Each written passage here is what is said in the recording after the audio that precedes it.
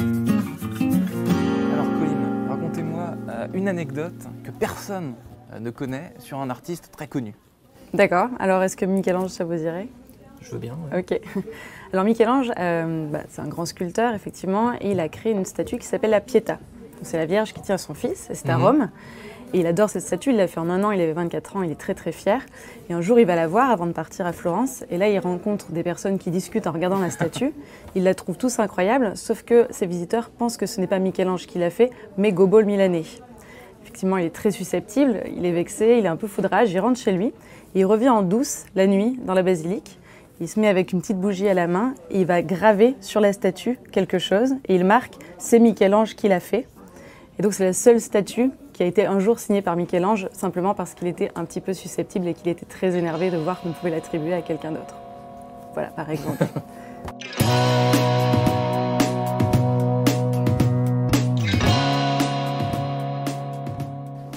Bonjour à tous et bienvenue dans le Talk Décideur où je reçois chaque jour une personnalité cultivée du monde de l'éco et mon invitée aujourd'hui, elle est cultivée, c'est certain, puisqu'elle a fondé Arttips, une newsletter qui propose chaque jour une petite dose d'art au quotidien. Bonjour Colline. Bonjour. Alors, racontez-moi les prémices de ce projet. Arttips, c'est né comment? Vous avez eu une envie soudaine de cultiver votre entourage? Alors c'est né surtout d'une frustration, comme souvent quand on entreprend. Quand j'étais à l'école, j'avais le temps de lire, faire des expos, faire plein de choses. Puis après, je suis rentrée dans la vie active et je me suis dit, c'est terrible, on n'a plus tellement le temps de tout ça et on peut aller faire les expos que le week-end. Et donc, il y a 3 heures de queue pour voir la moindre expo. Et je me suis dit qu'il fallait trouver une manière simple de remettre de la culture dans la vie des gens. Et donc, j'ai rencontré un professeur d'histoire de l'art, mon prof à l'école, et puis un ingénieur. Et on s'est dit ensemble, on va essayer de rendre la culture plus accessible et de remettre par petites doses de l'art. Et on a lancé ça auprès de 1000 abonnés. Ouais, donc plus accessible, vous voulez dire donner du temps parce que Alors il y a deux choses, il y a l'accessibilité en termes de temps, parce qu'effectivement ça prend 1 minute, c'est une anecdote incroyable que vous recevez et vous pouvez le lire sur votre smartphone, dans le métro, en attendant un client, en couchant les enfants, bref c'est rapide, mais c'est aussi accessible en termes de contenu, parce que vous n'avez rien besoin de savoir en amont. Vous pouvez n'avoir jamais étudié l'histoire de l'art, être un complet néophyte et vous allez quand même apprendre quelque chose et vous cultiver. Et donc on a des gens très différents qui nous lisent, avec des niveaux de compréhension très différents de l'histoire de l'art, mais ça marche pour tout le monde. Donc c'est très grand public, vous l'avez dit, au début c'était 1000 personnes, aujourd'hui c'est combien? Aujourd'hui c'est 600 000 abonnés. Et qui lit typiquement sur les 600 000 Alors personnes? en gros ça commence de 14 ans et ça va jusqu'à 99 ans. C'est pas particulièrement parisien, on a 40% de notre audience en Ile-de-France, 40% en province et 20% à l'étranger. Et le seul point commun, je dirais, c'est qu'ils ont le bac. Mais on a autant des directeurs de musée, des conservateurs, que des gens qui n'ont jamais entendu parler de Michel-Ange, que des gens qui ne vont jamais au musée. Et nous, notre fierté, c'est quand une maman nous dit « j'ai imprimé tous les Arttips sur le musée à côté, j'ai emmené mes enfants ». Et pour la première fois, ils n'ont pas pleuré et ils ont envie d'y retourner. Donc on essaie de décomplexer les gens et d'être quelque chose qui entraîne vers la culture et les lieux de culture. Donc c'est grand public parce que de fait, il y a aussi des gens qui peuvent s'y connaître en art qui vont trouver leur bonheur dans Arttips. Parmi vos clients, il y a aussi des entreprises, je crois.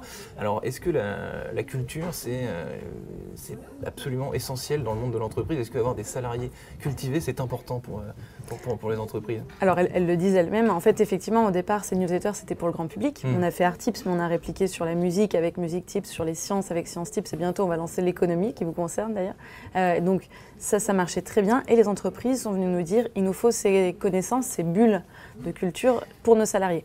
Donc on a commencé simplement, par exemple, avec BNP ou EDF, où on envoyait à tous leurs collaborateurs ces petites histoires. Et elles sont venues nous dire, on en veut encore plus. Et on a créé un peu la deuxième idée d'Arttips. C'est-à-dire qu'on n'est plus simplement une newsletter pour le grand public, mais on est aussi une plateforme de cours en ligne de culture générale à destination des salariés. Arttips devient un peu une formation professionnelle. Exactement. Nous, on appelle ça du micro-learning. C'est le format inverse des MOOC. Donc, c'est des capsules très courtes de 7 à 8 minutes par jour. Les gens choisissent quand ils le reçoivent, les sujets sur lesquels ils le reçoivent. Et donc, des employés de BNP Paribas, de Médiamétrie peuvent apprendre l'œnologie, le théâtre, l'opéra, le jazz, par exemple, par petites doses chaque jour.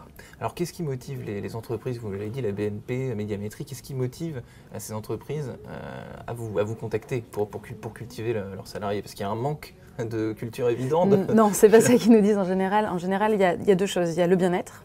Évidemment, on met des baby-foot, on propose des cours de yoga, donc on s'occupe des jambes, mais il faut aussi un peu s'occuper de la tête. Ouais. Il y a une idée de reconnaissance. On veut montrer aux salariés qu'on a compris que c'était pas juste des ressources productives, mais des gens à part entière, qui ont une famille, qui ont des loisirs, et on a envie de leur offrir un petit peu ce supplément d'âme. Et puis il y a des entreprises qui pensent que c'est essentiel pour leur métier, les banques par exemple, de se dire on a des clients de tout niveau avec qui on doit pouvoir créer de la conversation, créer du lien.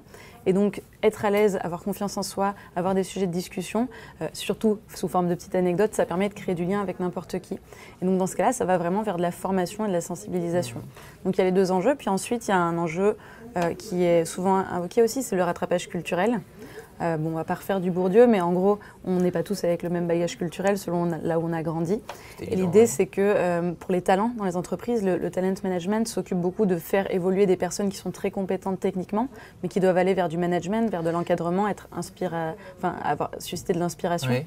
Et donc, du coup, cette idée de on va vous donner les clés pour apprendre petit à petit de la culture générale et vous légitimer ou vous sentir plus sûr de vous, eh bien, c'est un atout pour le talent management. Donc, vous avez dit, quand on est banquier, par exemple, ça peut être important d'être un peu cultivé pour tenir des conversations, etc. Est-ce qu'il y a d'autres milieux professionnels dans lesquels, si on n'est pas cultivé, si on voit qu'on n'est pas cultivé, ça peut pêcher sur notre carrière ?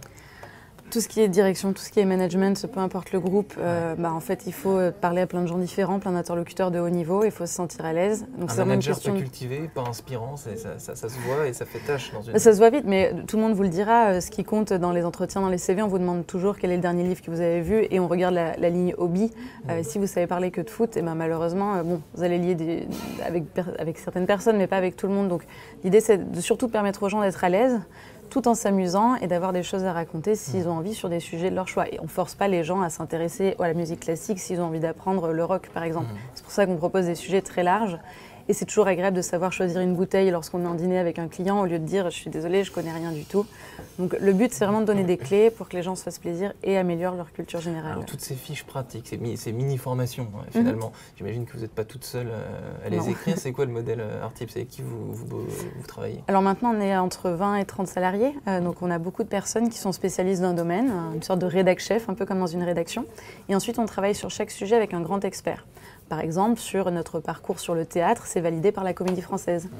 Sur le jazz, ça va être avec un grand expert du jazz. Donc nous, on a nos ingénieurs pédagogiques, comme on les appelle, qui vont s'emparer du sujet et vont essayer de le rendre le plus ludique, le plus récréatif, le plus simple et le plus synthétique possible. Et ensuite, on a un grand expert reconnu qui va mettre son tampon et dire c'est absolument vrai. Et que vous pouvez donc ainsi, en toute confiance, partager ces informations au sein de votre entreprise. Dernière question, est-ce qu'il y a un modèle, quelqu'un que vous admirez profondément, un grand intellectuel qui vous inspire tous les jours, qui est très cultivé, qui est votre modèle en matière de culture? Alors, je ne sais pas si c'est un grand intellectuel, mais mon professeur d'histoire de l'art, c'est quand même celui qui m'a donné envie. Il n'est pas très connu, il s'appelle Gérard Marié. Je suivi ses cours, on était 20 à l'époque, et je me disais, c'est incroyable, j'aimerais me balader dans la ville avec ce monsieur dans ma poche qui me raconterait toutes ces histoires, tel Père Castor. Et au-delà d'admirer un grand intellectuel, je trouve que ce qui est génial, c'est tous les gens qui vulgarisent ou démocratisent et qui passent beaucoup de temps à expliquer à des collégiens, à des lycéens, à des adultes, des choses qui semblent un peu complexes, mais ils le font de manière, en utilisant ce qu'on utilise au quotidien, le storytelling, qui permet d'ancrer les connaissances. Et j'ai jamais eu à rouvrir mes bouquins pour réviser mes cours. Juste en revoyant le tableau, je me souvenais de ce qu'il m'avait raconté. Et je me disais, c'est génial, si on pouvait tout apprendre comme ça, ce serait vraiment formidable. Merci Colline Debelle. Merci.